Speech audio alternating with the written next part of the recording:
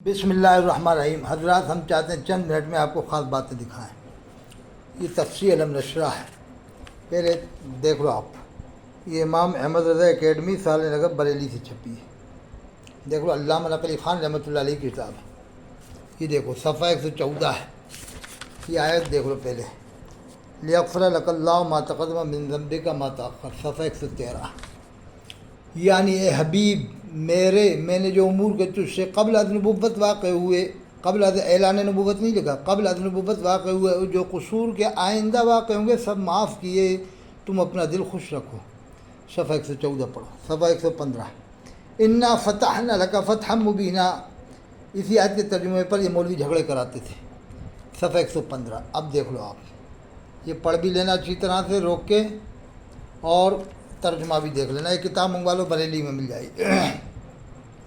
ترجمہ کیا ہے اسی آیت کا، انا فتح لکا فتح مبینہ، ہم نے فیصلہ کر دیا کہ تیرے واسطے صحیح فیصلہ، تا معاف کرے اللہ تیرے اگلے اور پچھلے گناہ، اور پورا کرے تجھ پر اپنا احسان، اور چلاوے تجھ کو سیدھی راہ، اور مدد کرے تجھ کو خدا زبردست مدد فتح مبین سے۔ اب یہ باتیں تفسیر اچھی کی ہم بھی مانتے ہیں، لیکن دل میں عقیدہ یہی ہے کہ سارے نبی سارے فرشتے معصوم ہیں۔ اللہ نے جو آیت نازل کی اس کو ظاہری ترجمہ کیا ہے، جیسے مالک یوم الدین کا ترجمہ دیوبندی بریلوی دونوں یہی کرتے ہیں، اللہ قیامت کے دن کا مالک ہے۔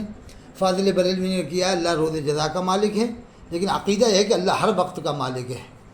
اور اسی طرح اسی آیت کے بعد انا فتح اللہ کا فتح مبینہ، اسی صورت میں ید اللہ فوق ایدیہم، اللہ کا ہاتھ ہے ان کے ہاتھ پر، دونوں نے یہی ترجمہ کیا ہے کہ اللہ کا ہاتھ ہے ان کے ہاتھ پر، لیکن عقیدہ سب کا یہی ہے کہ اللہ ہاتھ سے پاک ہے، اللہ جسم سے پاک ہے۔ اسی طرح عقیدہ یہی ہے کہ سارے نبی سارے فرشتے معصوم ہیں۔ دیوبند والوں نے بھی ایسا ترجمہ کیا ہے، لیکن حضرت مفتی کون ہے، تقی عثمانی صاحب نے اس کا ترجمہ یہ کیا، آسان ترجمہ قرآن میں، کہ اللہ تعالیٰ آپ کی اگلی پچھلی بھول معاف فرمائے۔ انہوں نے بھول کا لفظ سے ترجمہ کیا ہے۔ حضرت علامہ غلام رسول سعیدی رحمۃ اللہ علیہ نے خلاف اولا لفظ سے ترجمہ کیا ہے، اور ان کے والد فاضل بریلوی کے والد نے سیدھا سیدھا گناہ سے ترجمہ کیا ہے، اگلے پچھلے، یعنی تا معاف کرے اللہ تیرے اگلے اور پچھلے گناہ، اور پورا کرے تجھ پر اپنا احسان، چلاوے تجھ کو سیدھی راہ۔ تھانوی صاحب نے بھی یہاں ترجمہ چلائی کیا ہے، اللہ آپ کو سیدھی راہ چلائے، اور انہوں نے بھی یہی کیا، اللہ آپ کو سیدھی راہ چلاوے۔ اور فاضل بریلوی نے کیا، اللہ آپ کو سیدھی راہ دکھاوے، تو کہ اللہ نے راہ نہیں دکھائی ہے۔ پہلے یہ ترجموں کا آپریشن کرتے تھے اسی طرح سے۔ اب یہ اگر یہ بات کوئی دیوبندی لکھ دیتا تو فتویٰ لگاتے تھے۔ صفحہ 117 یہ بیان کر دی، محیر سننا زید بن اسلم کہتے ہیں کہ آپ کے مکان میں ایک بچہ کتے کا پڑا تھا، اس لیے آنا وحی کا موقوف ہوا کہ جس مکان میں کتا ہوتا ہے وہاں فرشتہ رحمت کا نہیں آتا، لکھا ہے۔ اب یہی بات دیوبند والا لکھ دیتا تو یہ فتوی لگا دیتے تھے۔ اچھی طرح پڑھو، صفحہ 117 ہے، تفسیر علم نشرہ ہے۔ اب میں اور جلدی جلدی بتاؤں، وہ جائے گا بال فادا، اور پایا تجھے راہ بولا پھر تجھے راہ بتائی۔ فاضل بریلوی نے ترجمہ کیا ہے، جب آپ کو اپنی محبت میں خود رفتہ پایا تو راہ دی، یہ صفحہ 124 ہے۔ اب میں دیکھو یہ اور دکھا، یعنی نبوت سے پہلے تو عبد المطلب و ابو طالب خدیجہ الکبریٰ کے مال سے مستغنی، اور نبوت کے بعد، یہاں بھی اعلان نبوت کے بعد نہیں لکھا، اور نبوت کے بعد ابو بکر صدیق رضی اللہ عنہ کی دولت سے فارغ البال کیا۔ نبوت سے پہلے، یہ صفحہ 125۔ اب میں آپ کو دکھا دیتا ہوں صفحہ 202 میں بھی جو ترجمہ کیا ہے، دیکھو۔ میں کہتا ہوں فاضل بریلوی کا ترجمہ بہتر ہے اس جگہ۔ انک میتون انہم میتون، قرآن میں مذکور ہے، یعنی حضرت کو خطاب ہوتا ہے کہ تم بھی مرو گے اور وہ بھی مریں گے، لکھا قرآن میں مذکور، یعنی حضرت کو خطاب ہوتا ہے کہ تم بھی مرو گے اور وہ بھی مریں گے، لیکن یہاں فاضل بریلوی کا ترجمہ بہتر ہے، کہ انہوں نے ادب کے دائرے میں ترجمہ کیا ہے کہ آپ کو انتقال فرمانا ہے، ان کو بھی مرنا ہے۔ تو یہ ہم مانتے ہیں کہ جہاں جس کا بہتر ہو مان لو، لیکن قوم میں لڑائی جھگڑے کیوں پیدا کر رہا ہوگا۔ یہ صفحہ، یہ امام اکیڈمی چھپی ہے، جلد اول تفسیر علم نشرہ ہے۔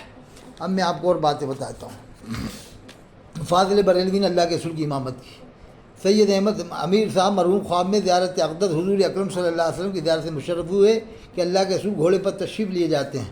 عرض کی، یا رسول اللہ، حضور کہاں تشریف لیے جاتے ہیں؟ فرمایا برکات احمد کے جنازے کی نماز پڑھنے۔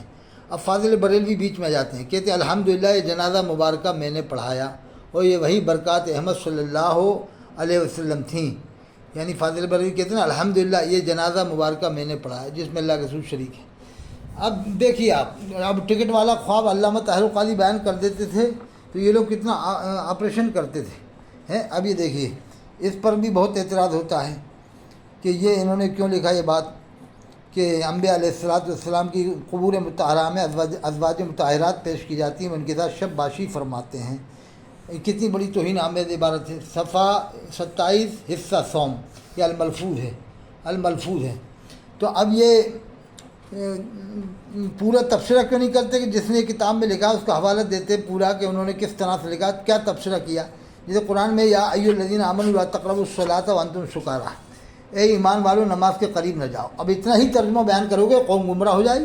آگے اللہ نے فرمایا وانتم سکارى، جب تم نشے کی حالت میں ہو. اس کے بعد اللہ نے فرمایا حتی تعلموا ما تقولون، حتیٰ کہ تم جان لو جو تم کہتے ہو. اب بات مکمل ہو گئی. اسی طرح وہ عبارت جس نے بھی حوالہ دیا انہوں نے تو پورا تبصرہ کرنے تھے یہاں. اب قیامت کے بارے میں، قیامت کب ہوگی، سوال قیامت کب ہوگی اور ظہور امام مہدی کب ہوگا، پورا تفصیلی آپ پڑھ لینا. یہ صفحہ 90 ہے، جلد اول ہے. یہ کیا لکھا ہے، امام مہدی کے بارے میں احادیث بکثرت متواتر ہیں مگر ان میں کسی وقت کا تعین نہیں، یعنی اللہ کے رسول نے وقت نہیں بتایا امام مہدی کے آنے کے بارے میں.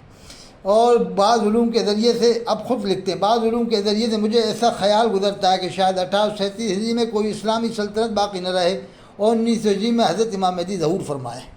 جب اللہ کے رسول نے نہیں بتایا تو آپ کون ہیں بتانے والے؟ کہہ رہے ہیں مجھے علم ہے، بعض علوم کے ذریعے مجھے پتہ چلتا ہے.